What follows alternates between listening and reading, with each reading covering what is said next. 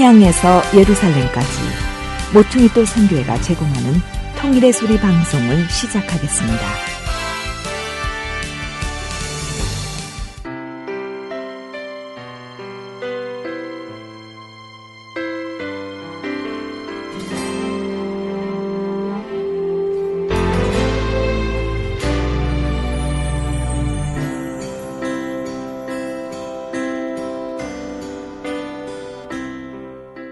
오늘의 만나 이상 목사님의 말씀을 들으시겠습니다. 많은 은혜 받으시기 바랍니다.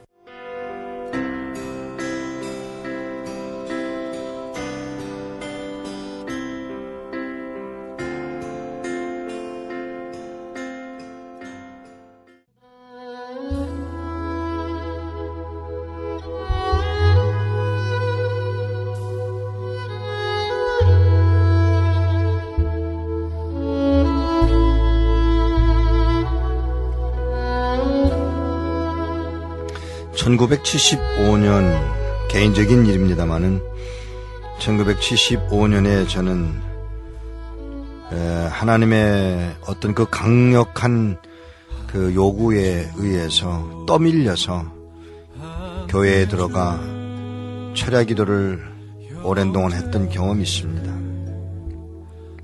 그때 제가 부르짖었던 기도 중에 가장 중요한 내용이 무엇이었느냐면 북한의 2천만 명을 향한 하나님의 관심을 이끌어내고자 하는 하나의 기도였습니다. 2천만 명을 위해서 기도하고 울부짖으며 하나님께 그들을 자유하게 해달라고 고통스럽게 부르짖었습니다. 그런데 하나님은 제게 뜻밖의 말씀으로 응답해 주었습니다. 나만의 수천만의 영혼에 대한 하나님의 관심을 드러내 주신 것입니다. 그때 제가 뭐라고 하나님께 반응을 보였냐면 나만을 위한 기도는 많이들 할 거 아니냐라고 제가 반응을 보였을 때 하나님은 이상한 말씀으로 제게 들려주셨습니다. 내 귀에 들려온 기도가 없다는 것입니다. 저는 제 귀에 들려온 그 음성의 내용을 어떻게 해석할지 몰랐습니다. 그러나 그것보다 더 중요한 것은 저는 그때부터 남북한을 통틀어 기도하기 시작했다는 사실입니다. 남한을 위해서 기도하기 시작했습니다. 북한을 위해서 기도하기 시작했습니다. 그 기도가 시작된 지 10년 만인 1985년에 저는 중국 땅으로 들어가 조선족들을 만나고 조선족을 보는 것만 아니라 북한 땅을 들여다보기 시작했습니다. 그리고 탈출하는 사람들, 아니 먹을 것을 구하러 나오는 사람들을 만나기 시작했습니다. 그 중에 숨어 나오는 성도들이 있었습니다. 성도들을 만났습니다. 이제는 세상을 떠나는 분들도 있고 아직도 활발하게 활동하는 분들도 북한 땅에 있습니다. 그런데 그들이 거기에 있는 것으로 끝나지 않더란 사실이에요. 놀라운 경험을 했습니다. 그들이 왔다가 가는 것으로 끝나지 않고 그들은 누룩처럼 번져나가고 있었고 번져야만 했습니다. 놀라운 이야기를 하나 할까요? 히틀러가 세상을 망치고 있는 동안에, 그런 동안에도 하나님은 자기의 사람들을 불러 세워서 일을 하고 계셨다는 사실을 이해를 하셔야 합니다. 그것은 히틀러 사건만 그렇지 않습니다. 조금 눈여겨보면 애굽 사건도 마찬가지입니다. 출애굽 사건 전에 우리가 기억할 내용이 있습니다. 그것은 뭐냐 하면 모세가 태어나기 전 그 상황은 아주 극한 상황이었습니다. 모세를 죽이려는 악한 세력은 그때부터 있었습니다. 모세를 죽이고자 했습니다. 엄마는 그 아이를 키워내고자 발버둥 쳤지만 결국은 3개월 만에 포기하고 강에다가 띄워야 되는 상황이 되었습니다. 다시 말하면 은혜를 모르는 왕이 태어나서 요셉이 어떻게 애굽을 살려냈는지에 대해서 관심을 가지지 못하는 세대가 태어나서 이스라엘 백성들 히브리 민족을 몽땅 죽이려고 하는 상황까지 갔음에도 불구하고 그 사건만 보면 위험하게 느껴지는 사건이지만 거기에 두 산파가 하나님의 은혜를 입은 자가 있었습니다. 그리고 모세는 살려지게 됩니다. 누구를 통해서? 그것도 뜻밖의 모세가 태어날 때 준비된 한 공주를 통해서 모세를 살려냈습니다. 그리고 그곳에서 훈련받게 하십니다. 지금 이 한국 땅이 위기라고 하는 이들이 많습니다. 어려움을 당한다고 말하는 이들이 고통스럽게 많습니다. 그럼에도 불구하고 저는 분명히 믿습니다. 은혜를 잃어버린 세대요, 아니 이스라엘 백성을 멸망시키려고 하는 세대요, 이런 세대가 우리 한국의 기독교인들을 멸종시키려고 하는 세대가 이 땅에 있었음에도 불구하고 저는 분명히 믿습니다. 이 땅에 은혜를 입은 자가 있다고 하는 사실입니다. 이 땅에 은혜를 입은 자가 있습니다. 하나님의 복을 받은 자들이 있습니다. 하나님 나라에 가고자 하는 사람들이 있습니다. 이 백성을 위해 눈물을 흘리는 자들이 있습니다. 아파하는 자들이 있습니다. 괴로워하는 자들이 있습니다. 민망히 여기는 자가 있습니다. 우리 주님이 이 땅에 오셔서 자기 백성들을 향해서 유리하는 백성들을 보며 눈물을 흘리며 오히려 우셨던 우리 주님의 모습을 닮은 하나님의 백성들이 이 땅에 있다고 저는 분명히 믿습니다. 한 명이 아닐 것입니다. 10명이 아닐 것입니다. 100명이 아닐 것입니다. 1000명이 아닐 것입니다. 더 많은 이 땅에 하나님의 뜻을 따라 순종하려는 발버둥치는 주의 백성들이 있다고 저는 분명히 믿기에, 사랑하는 여러분, 이 나라에는 소망이 있다고 저는 분명히 믿습니다.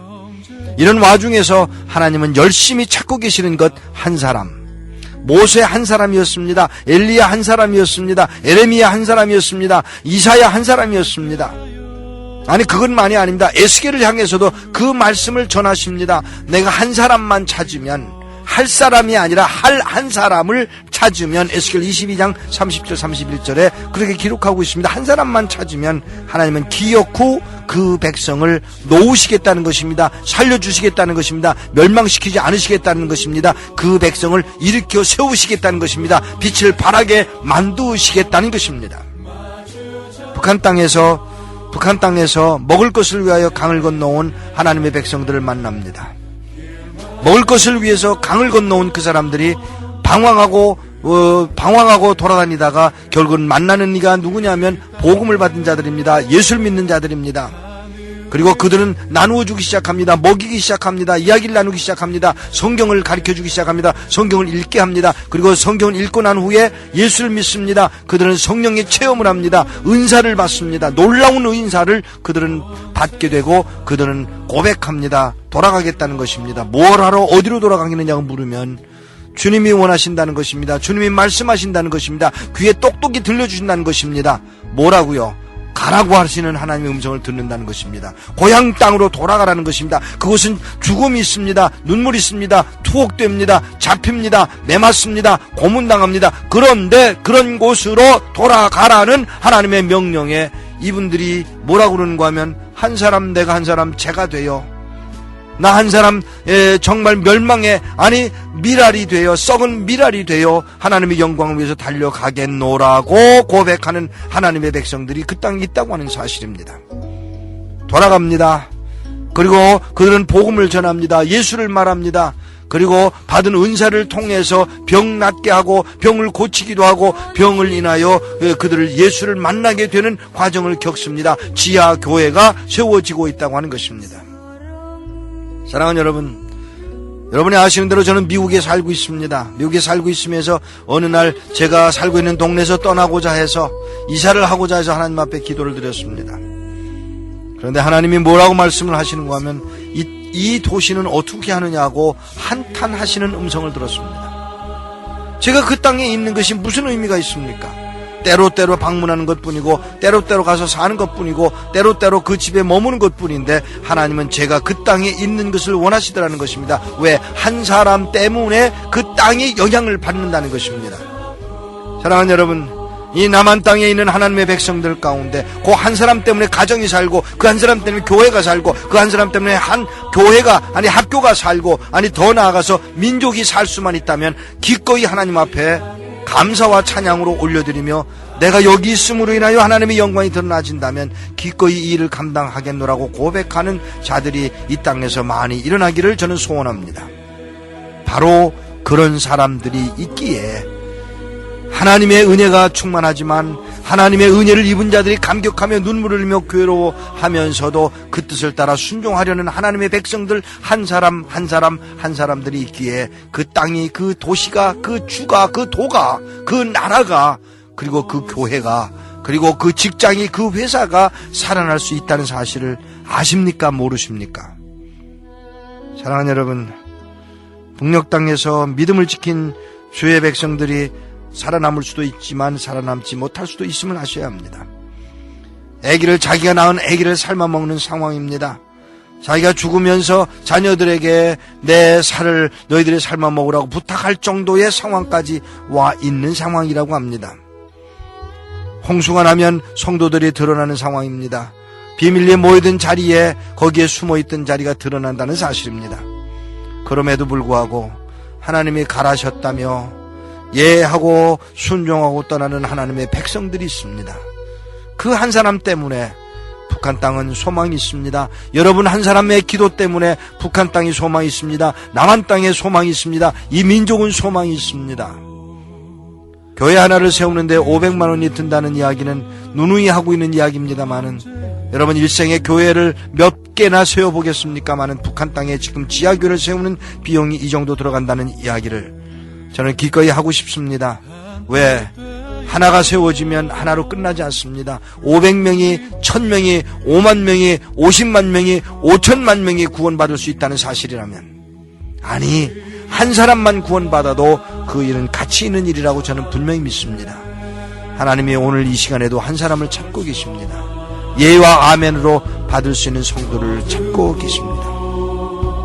손에 손 마주 잡고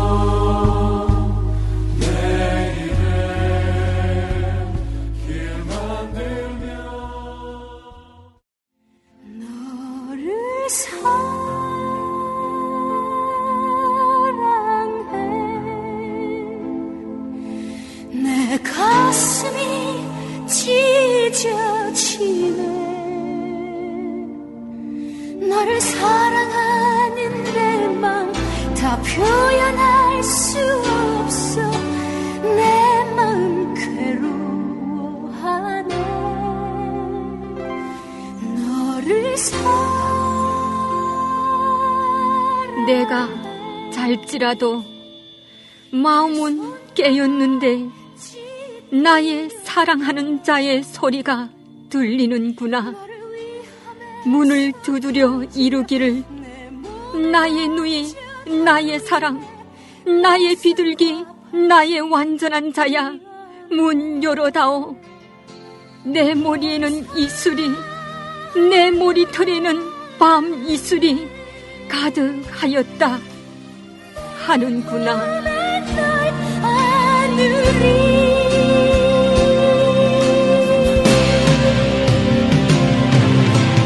바다 끝이라도 하늘 꼭다리라도 거기서도 널 지키리.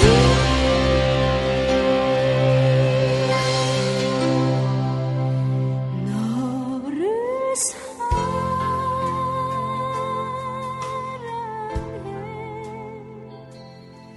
내 가슴이 찢어지네.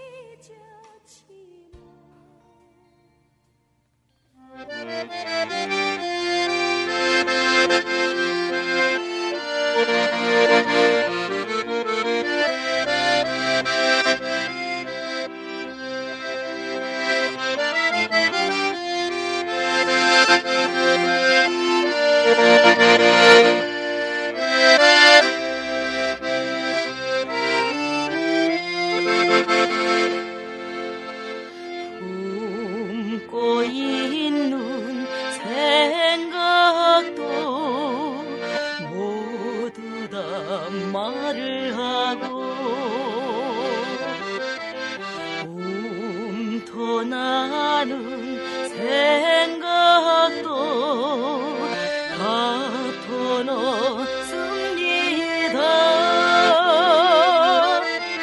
하늘처럼 믿고 삽니다. 하나님을 믿고 삽니다. 천년 세월 흐른데도 영원히 하나님만을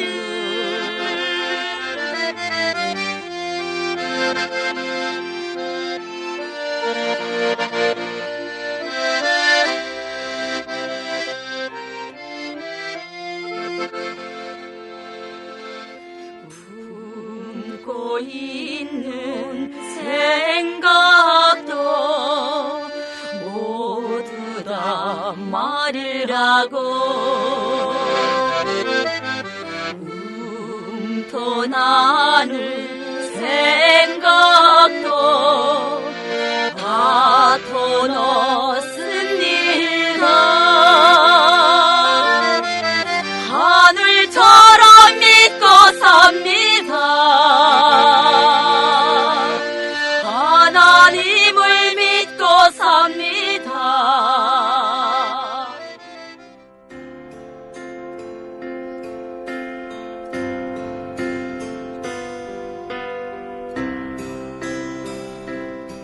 오늘의 만나, 지금까지 이상 목사님의 말씀이었습니다.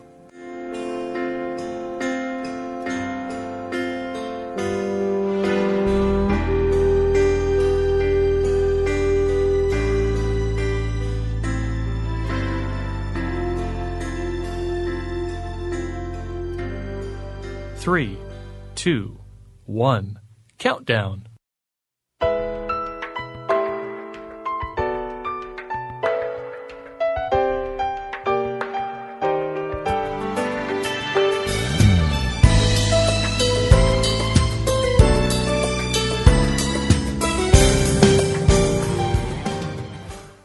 그날을 준비하는 사람들, 진행의 미애입니다.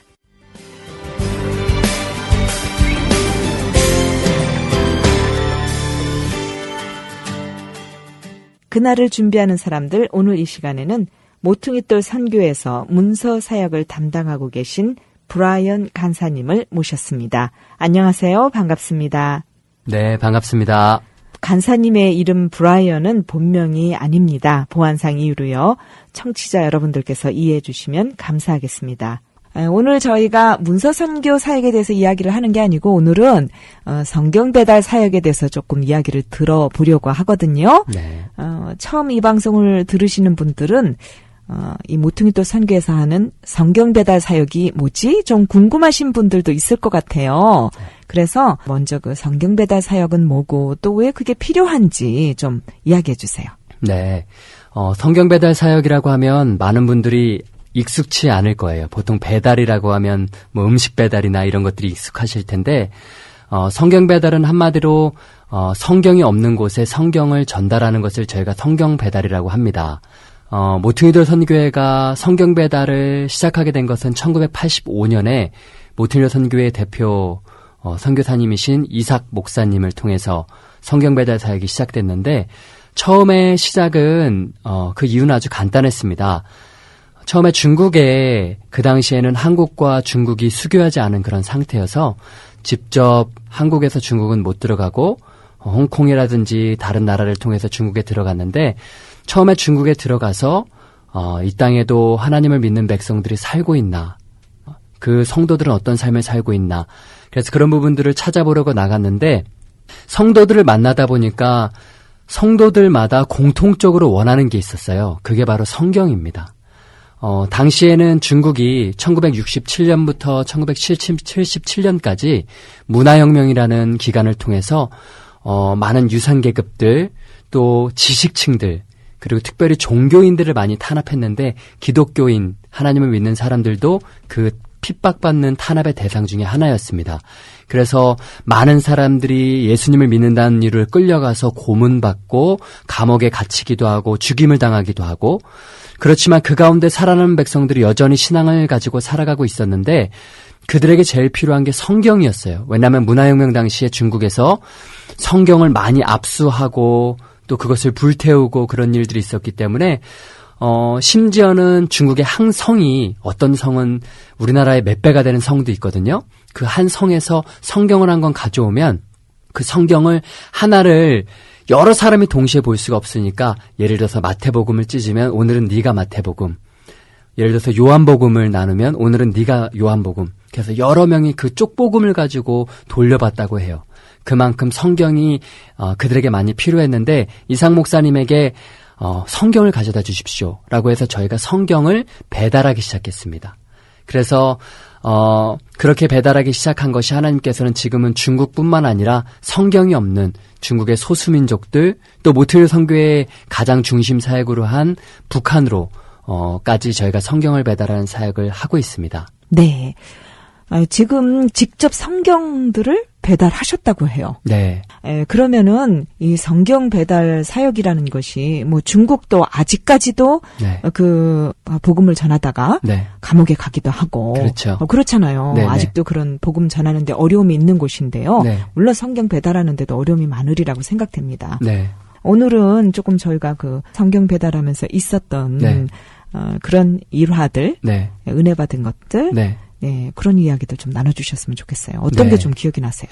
제가 성경 배달을 시작하게 된 건 8년 전 2008년도에 올림픽 게임 중국에 있을 때 시작했는데 사실 그때가 우리 모퉁이로 선교회로서는 가장 힘든 해이기도 합니다. 왜냐하면 중국이 올림픽을 준비하면서 중국 안에는 많은 선교사들을 추방하기도 하고 또 올림픽이라는 게 나라의 큰 행사이기 때문에 크고 작은 사고들이 일어나지 않기 위해서 특별히 외부에서 성경을 가져오거나 뭘 가지고 들어가는 것들을 굉장히 막고 그러한 때였는데 그때가 제가 처음 중국 남부 지역을 통해서 성경을 가지고 들어간 때였는데 사실은 굉장히 떨렸어요. 왜냐하면 이상 목사님도 뭐 성경 배달하시다가 고문 받으셨다는 얘기도 듣고 물론 저희가 다 그런 건 아니지만 그런 것들을 듣다 보니까 제 마음에도 두려움이 있었는데 두 가지 일을 제가 성경 배달하면서 확신할 수 있었습니다. 첫 번째는 하나님이 우리에게 말씀하신다. 네.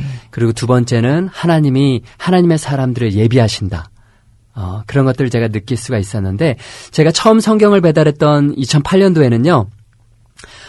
처음 성경을 배달하는데 하나님 앞에 기도했습니다. 저희가 중국 남부 지역이랑 연결된 곳에 가면 중국 내륙으로 성경을 배달하기 위해서 한 장소를 마련해 놓고 그 창고에 들어가면 성경이 가득 있고요.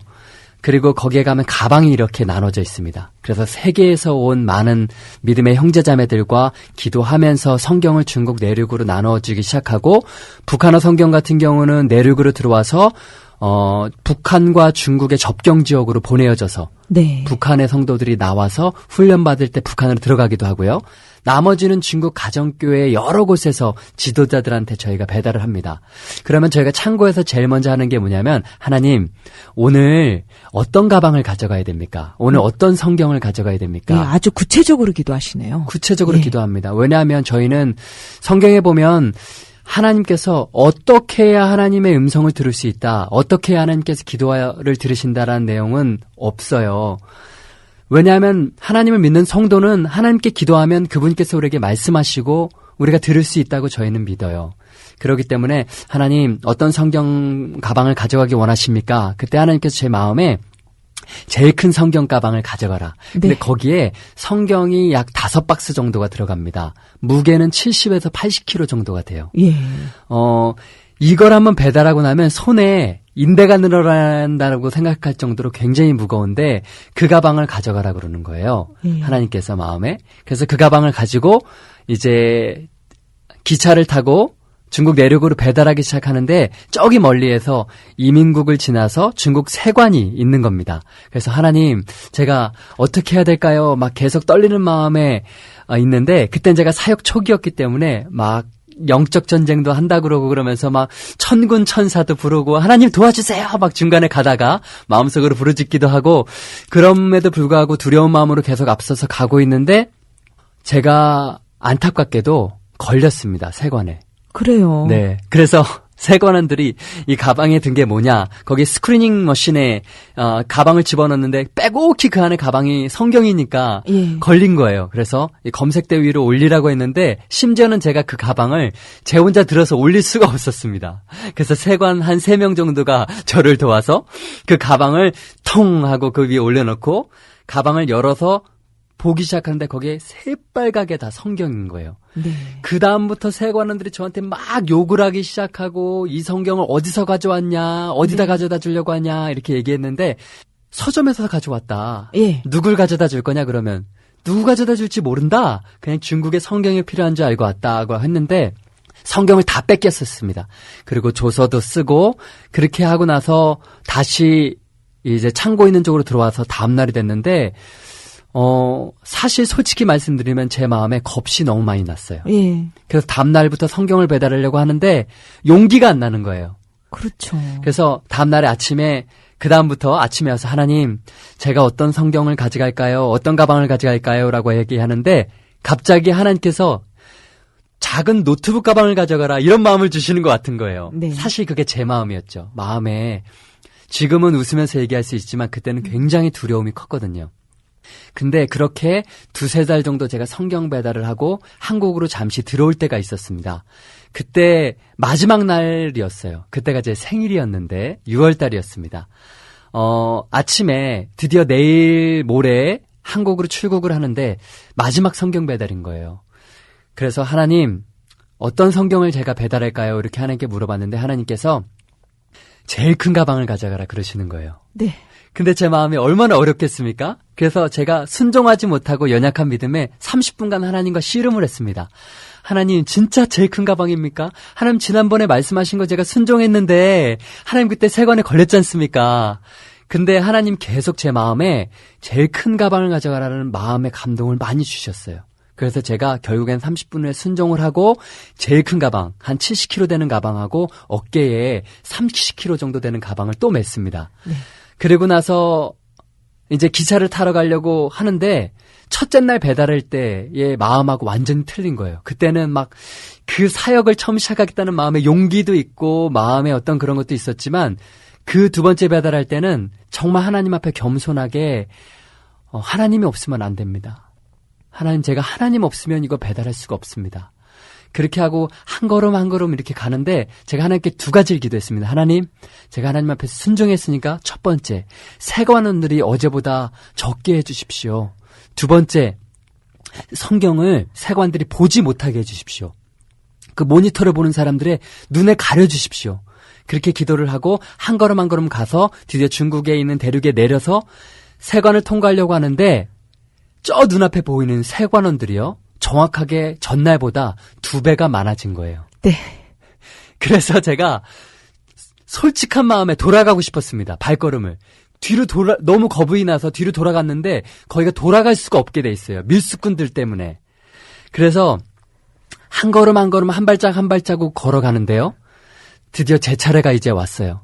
먼저는 제 어깨에 있는 가방을 스크리닝 머신에 내려놓고 그 다음에 이게 무거운 척하면 안 되잖아요. 70kg 되는 가방을 들어가지고 스크리닝 머신에 탁 놓으려고 준비를 하고 있는데 제 차례가 점점 다가오는데 스크리닝 머신 옆에 한 세관원이 있어서 모든 작은 가방도 다 넣으라는 거예요.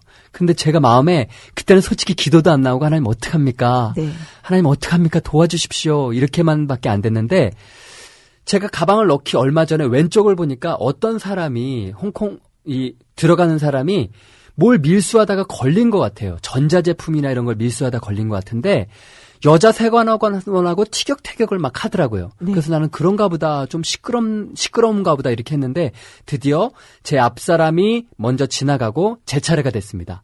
그래서 네. 세관원이 저한테 가방을 보고 성경을 스크리닝 머신에 딱 집어넣으라고 했는데 제가 가방을 들어가지고 텅 하고 올려놓고 어깨에 있는 가방도 집어넣고 모퉁이를 딱 돌아서 나오는데 아까 그 티격태격 했던 사람 있잖아요. 이 남자가 여자 세관원한테 무슨 욕을 했나 봐요. 중국 사람이. 갑자기 여자 세관원이 이 남자를 팍 밀치면서 막 싸움을 하기 시작하는 거예요. 네. 근데 그때 싸움을 하기 시작하니까 모니터에 있는 사람도 거길 쳐다보고 제 옆에 있는 세관원도 거길 쳐다보고 주변에는 모든 세관원들도 다 거길 쳐다보게 된 겁니다. 그래서 저는 그 사이에 가방을 짚고 밖으로 딱 나왔어요. 네. 밖에 딱 나오는데 눈물이 막 나는 거예요. 근데 그래서 밖에서 기다리고 있던 사람들이 걸렸냐고. 아니 안 걸렸다고. 그러면서 그 사람들이랑 포옹하고 서로 막 울면서 제가 하나님 앞에 드렸던 고백이 그때가 제 생일이었거든요. 하나님, 제 인생에 하나님께서 최고의 생일 선물을 주셨습니다. 그러면서 감격했던 것이 아직도 생각이 납니다. 그래서 성경 배달하면서 사실 많은 두려움이 있지만, 지금도 중국 오지에 또는 북한에 보면, 중국의 남부 쪽에 있는 성에 있는데, 제가 가보니까 이 교회가 120명 되는 교회인데요. 가정교회가 지도자가 없어서 집사님이 이끌고 계시는데 너무 마음이 아픈 건 120명 교인 중에 4명밖에 성경이 없다는 거예요. 그래서 그런 모습을 보고 오니 내가 두렵더라도 성경을 더 힘있게 배달해야 되겠구나. 그러면서 기도하는 게 하나님, 성경은 제가 배달하지만 이것을 밀고 들어가시는 것은 하나님이 직접 밀고 들어가십니다. 그런 마음으로 사역을 하고 있습니다. 그날을 준비하는 사람들, 오늘 이 시간에는 모퉁이돌 선교에서 문서 사역을 하고 계신 브라이언 간사님과 함께 말씀을 나눴는데요. 시간이 다 되어서 다음 주에 성경 배달 이야기 계속하도록 하겠습니다. 간사님 고맙습니다. 감사합니다.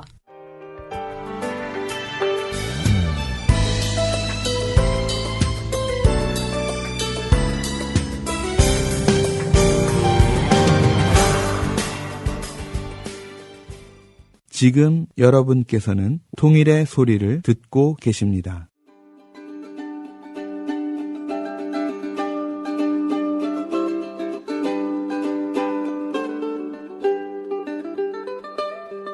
통일을 준비합니다. 실향민 부모를 둔 이반성 목사와 북한 평양 출신 김요한 목사가 나누는 통일 이야기. 오늘은 통일에 대한 남북한의 인식 차이와 크리스찬들이 가져야 할 통일의 개념을 정리해봅니다. 김 목사님, 최근에 예. 이제 우리가 통일에 대한 내용들을 많이들 듣잖아요. 예.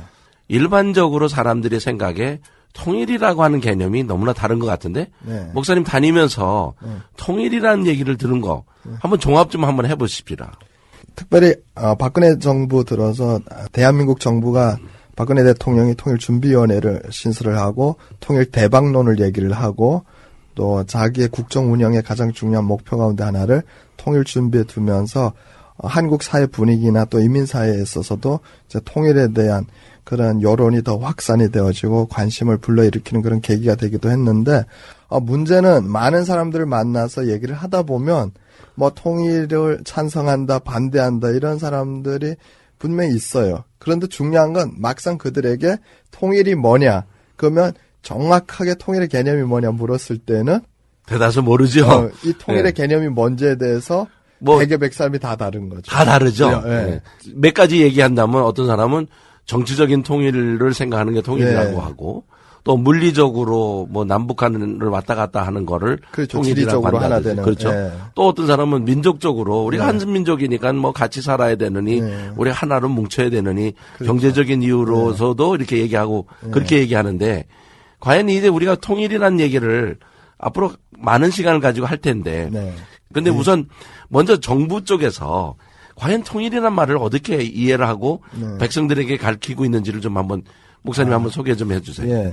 그러니까 한국의 통일부 산하에 통일교육원이 있습니다. 그래서 통일교육원이 그 통일에 대해서 다음 세대를 교육시키기 위해서 그래서 통일 교육 자료들도 만들고 그렇게 하는데 그 한국 정부가 통일부 산하에 있는 그 통일교육원을 통해서 정의하는 통일에 대한 개념이 있습니다. 그래서 김동수 교수가 대표적으로 그 통일의 개념들을 정의를 사전적인 의미로서 정의를 했는데 그걸 살펴보면 한 민족이 서로 적대적인 다른 체제 속에서 사는 현재 상태를 극복하고 하나의 민족 공동체를 형성하면서 살아가는 상태로 통일을 규정하고 있습니다. 그러면 이제 최근에 어느 신문에서 오피니언 폴을 했는데 뭐 꽤 많은 사람들이 이 통일을 반대했거든요.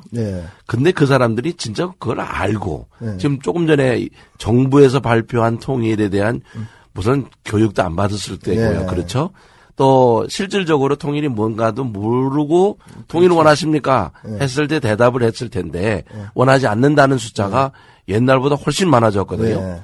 그들 여기 젊은이들이 주로 통일을 반대했다라는 말을 합니다. 자, 저는 지금 60대 사람이고 목사님은 더 젊으니까 목사님 왜 젊은이들은 이 통일을 반대한다고 생각해? 정의적인 차원에서 생각할 때 말입니다.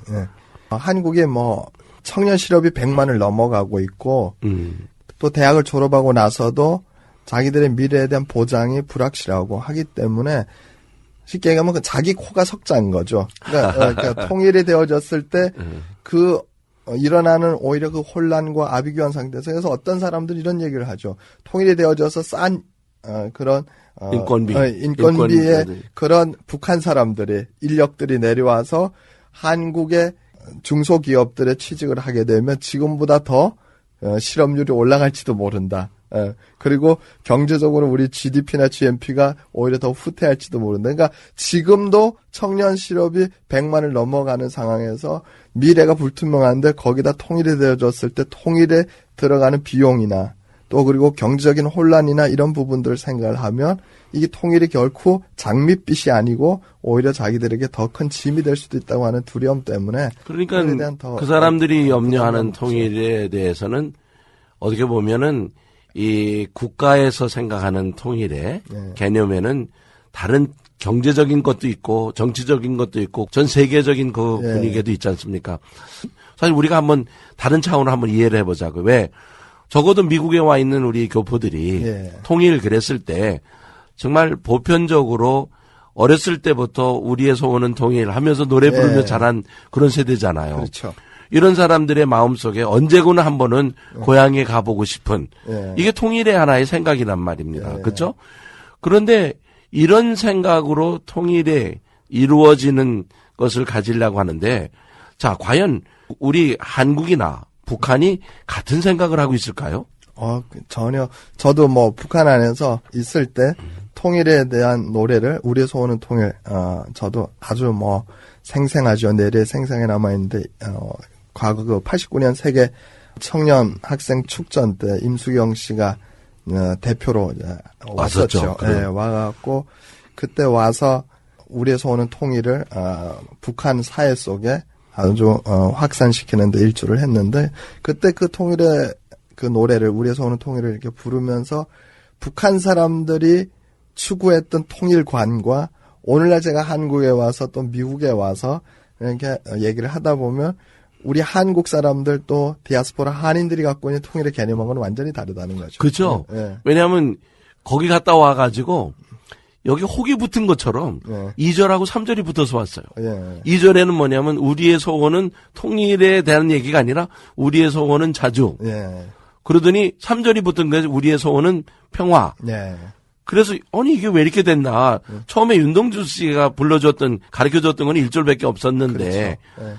그런데 거기에 우리가 듣다 보니까 북한 사람들이 생각하는 그 통일의 개념이 지금 목사님 얘기한 것처럼 다른데 두 번째 2절에 가서 자주 솔직히 우리 남한 사람들이 그 말 이해를 못 하거든요. 그렇죠. 목사님 그 뜻이 뭐라고 우리가 이해를 해야 됩니까?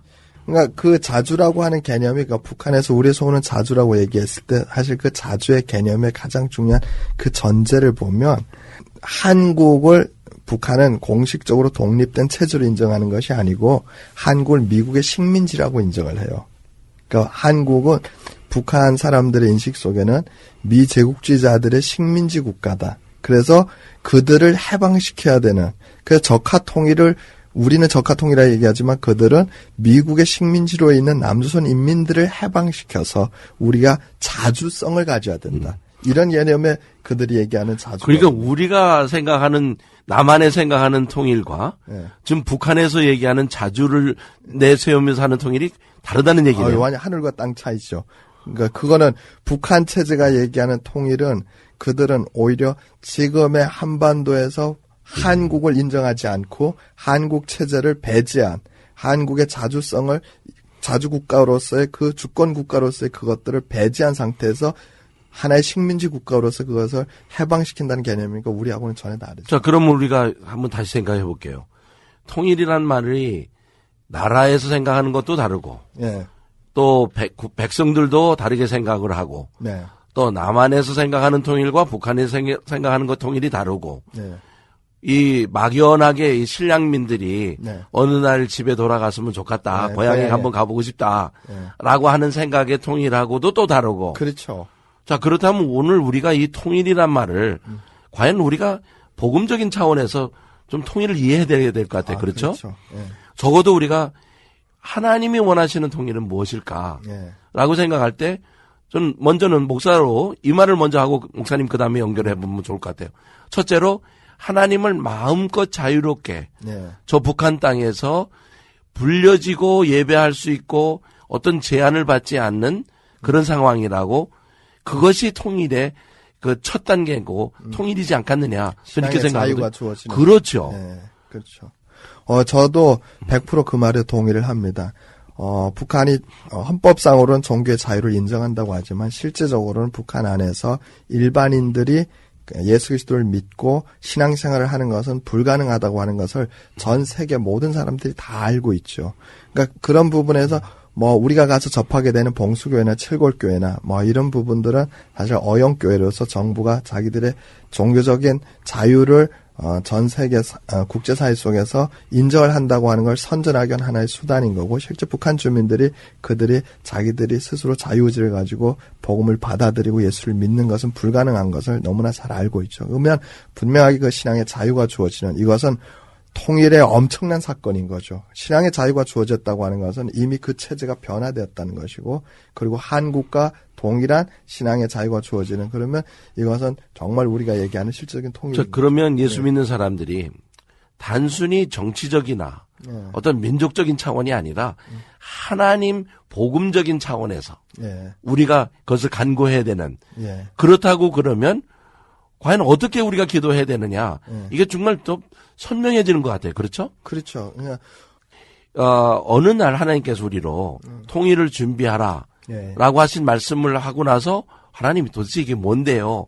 하고 기도 중에 우리가 깨달은 것이 뭐냐면, 통일이 되었을 때 정말 전 북한을 자유롭게 가서 복음을 전할 수 있는, 지금은 기껏해야 평양을 가고 라진을 갈 정도밖에 안 되지만 그나마 그것도 몇 사람이나 비자를 받아야 가는 상황이고, 또 비자를 받았다고 해도 문제를 일으켰다고 해서 잡히기도 하는 그런 자유가 없는 상황인데, 만일 하나님이 우리에게 통일을 주신다고 했을 때 그 통일을 통해서 저 북한 땅에 있는 영혼들이 하나님 앞에 예배할 수 있는, 자유롭게 예배할 수 있는 것이라면 그게 진정한 통일이 아니냐. 그렇죠. 그것이, 그러니까 다시 말해서 영혼 구원을 위해서 우리가 통일이 이루어져야 된다라고 이제 트윈돌 선교에서 지난 수년 동안 바꿔져 왔습니다.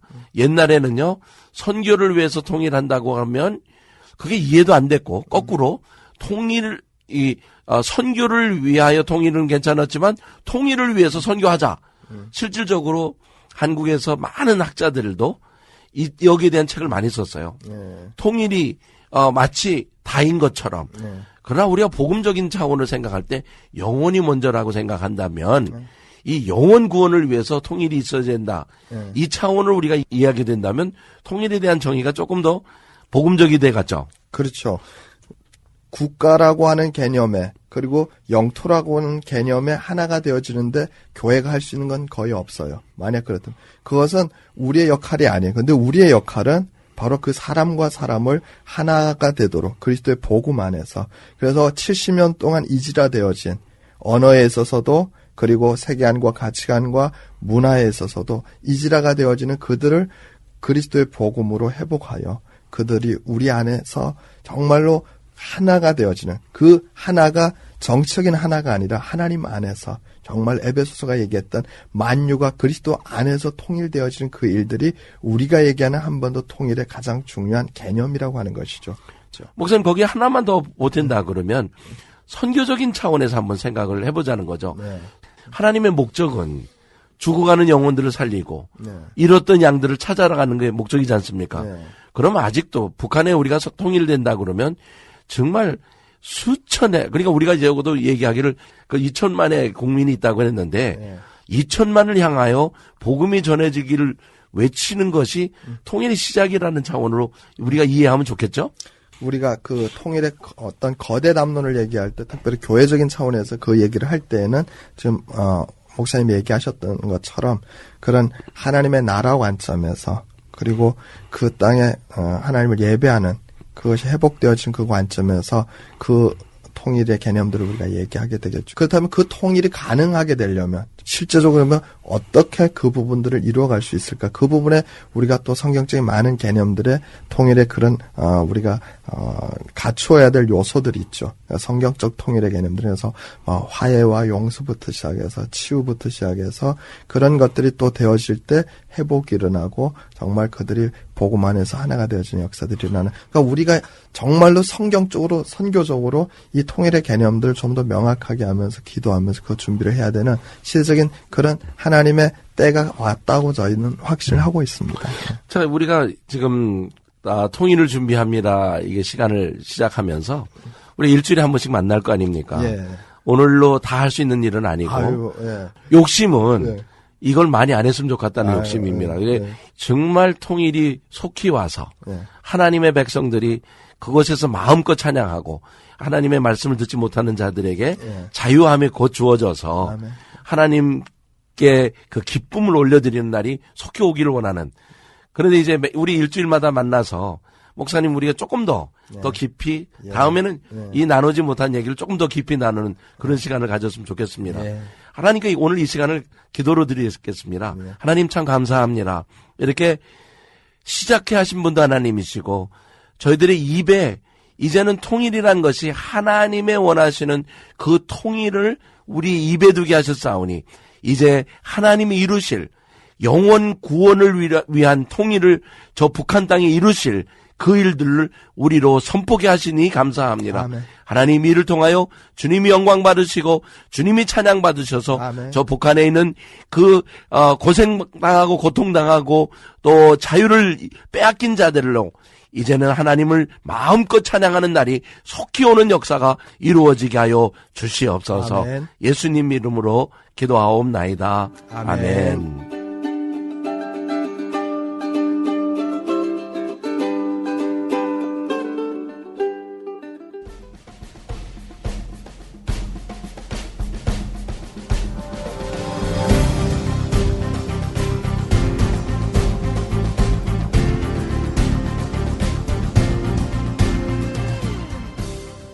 붉은 예수쟁이.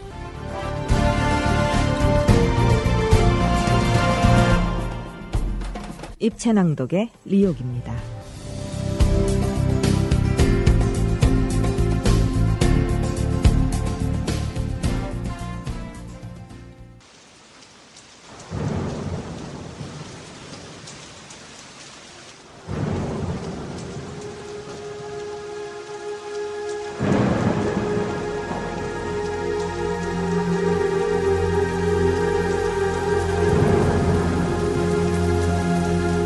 저는 6.25 때 홀로 피난을 온 뒤로 늘 고향을 그리워하며 살았습니다. 후에 두고 내 부모님, 내 형제들을 만나러 갈 수 있을지. 보고 싶구나.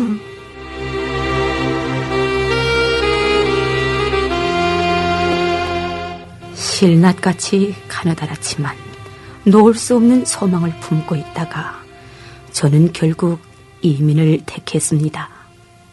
그 후 7.7 선언이라는 반가운 소식과 함께 북한을 방문할 기회를 얻었습니다.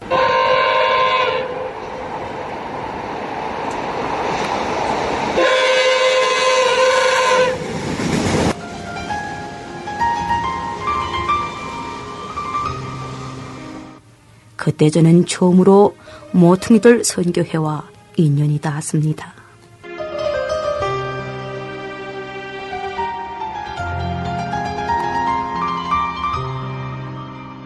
북한을 처음 방문했을 때는 가족을 찾기 위해 무척이나 애를 썼지만 여행 일정이 너무 짧아 그냥 돌아올 수밖에 없었습니다. 3개월 후에 다시 들어가서야 겨우 언니와 5 조카들을 만날 수 있었는데 그때는 이미 어머니가 돌아가신 뒤였습니다. 하지만 저는 하나님의 허락하심으로 믿음을 지키는 성도들을 만나는 귀한 기회를 얻게 되었습니다. 그들의 신앙은 우리 자유진영의 성도들은 감히 부끄러워 얼굴을 들을 수 없을 정도로 독실했습니다. 그들은 죽으면 죽으리라는 신앙으로 순교를 각오하며 믿음을 지키고 있었고 하늘나라의 광채를 가진 그들의 얼굴은 이미 이 땅 사람들의 얼굴이 아니었습니다.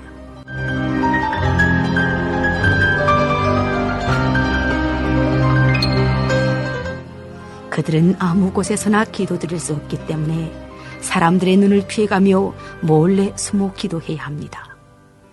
이를 위해 먹을 양식이 없어 지치고 힘들더라도 산에 올라가거나 들에 나가서 기도합니다. 또 아침 저녁은 물론이고 매일 낮 12시가 되면 각자 일터에서 학습장에서 또 기도를 하는데 눈을 감고 기도할 수 없어서 그냥 하늘을 바라보고 기도한다고 합니다.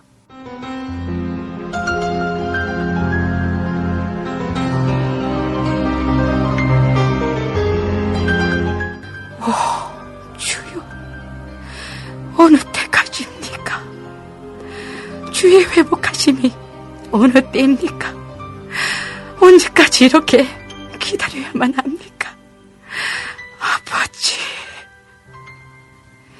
하늘을 향해 목 놓아 기도하고 싶어도 소리 낼 수 없는 그 살얼음 북한 땅에서 가슴만 치며 간절히 또 간절히 부르짖는 그들의 피 끓는 사무침의 메아리가 저의 가슴을 먹먹하게 채웁니다.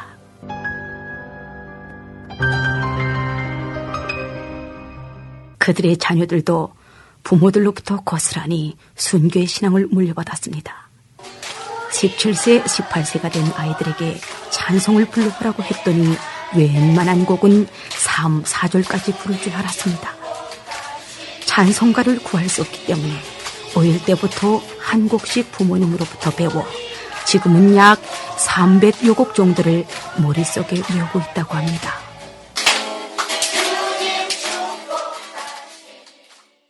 성경도 또한 귀합니다.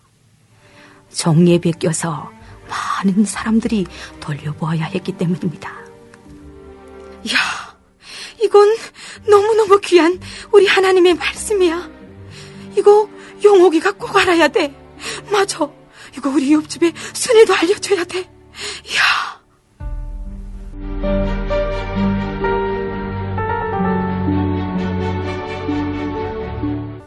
부모님의 순교를 각오하고 숨겨둔 성경책을 가지고 있는 사람도 있었지만 너무 오래된 것이라서 옛말이 많이 섞여 있어 볼 수가 없다고도 했습니다. 그리고 식구들이 성경을 읽을 때는 남은 식구들은 교대로 밖에서 보초를 서야 한다고 합니다. 만약 한 가정에 잡혀 숙청을 당하게 되면 그 가정을 알고 있던 다른 성도가 5, 60리를 먼 길을 걸어 다른 믿는 사람들에게 기도 제목을 나눠주고 합심하여 기도하는데 하나님께서 응답하여 주신다고 확실하게 믿고 있었습니다.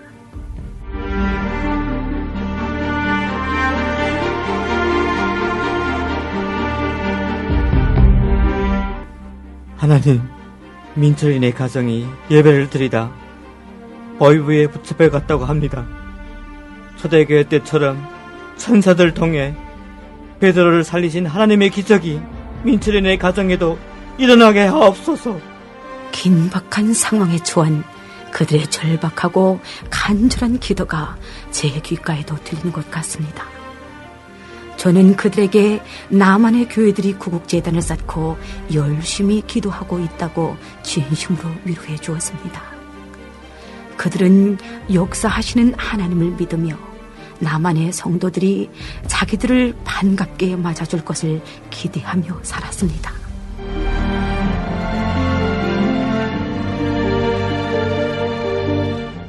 또한 그곳의 성도들은 믿지 않는 사람들과는 결혼을 하지 않는다고 했습니다. 아버지, 난 이웃 동네 남철이가 아니고 옆집의 영수와 결혼하고 싶어요. 하지만 아니다, 애야. 너 우리와 한 믿음의 식구인 남철이와 결혼해야 한단다.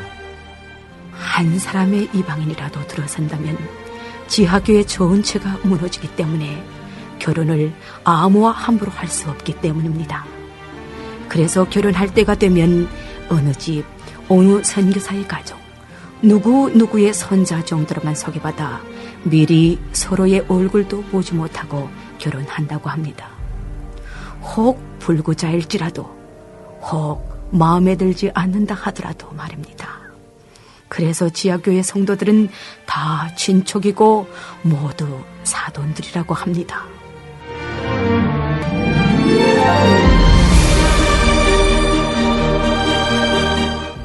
믿는 성도들 가운데는 고급 당원도 있고 정치가도 있고 기술자도 있습니다. 그리고 대학 교수들도 많습니다. 주님, 지금은 제가 이 가슴에 김일성 배지를 달고 있지만 언젠가는 주님의 십자가를 보란듯이 달고 주님만 찬양하며 살고 싶습니다. 그들은 조선노동당 당원이기에 중앙당으로부터 사회적 혜택이 많습니다.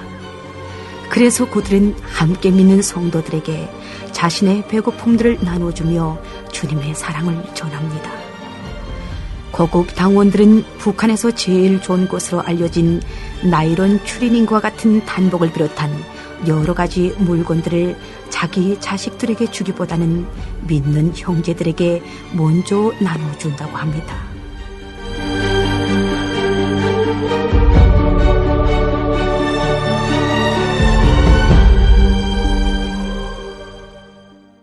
그들은 11조를 모릅니다.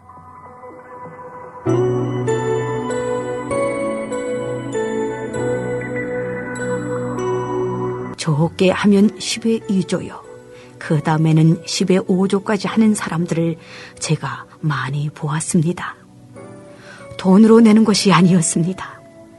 자기 집 앞에 땅콩 심은 것, 감자 심은 것, 또는 밭이나 강냉이 같은 것들을 없는 사람들에게 보내줍니다.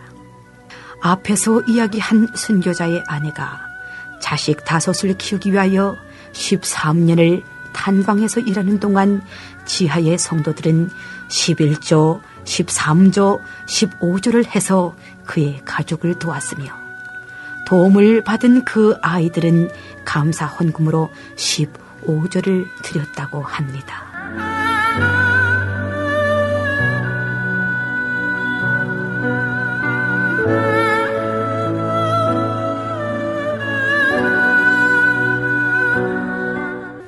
주님, 이 모든 것이 주님의 것입니다. 주님께 마음껏 더 많이 드리고 싶습니다. 없는 가운데서도 주님께 드리고 싶은 그들의 기도는 너무나 간절합니다.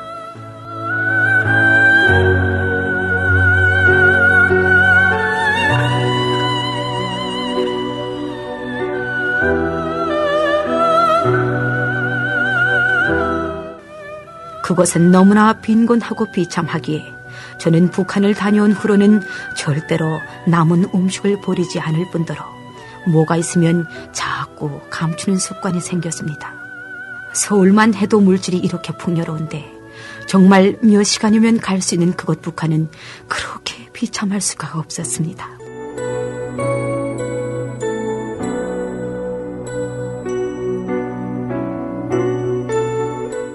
이곳에 있는 성도들은 어떻게 하면 그들을 도울 수 있을지에 대하여 곰곰이 생각하며 사랑 어린 기도를 해야 한다고 생각합니다.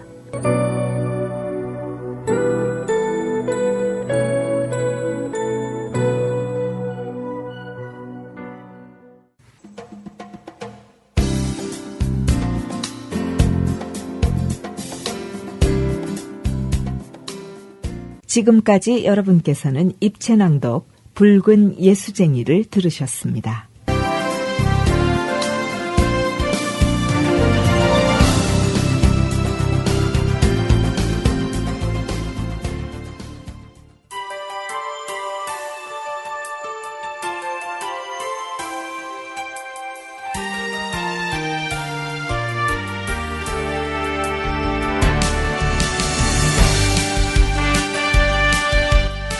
지금까지 무퉁이돌 선교회가 제공하는 통일의 소리 방송을 들으셨습니다.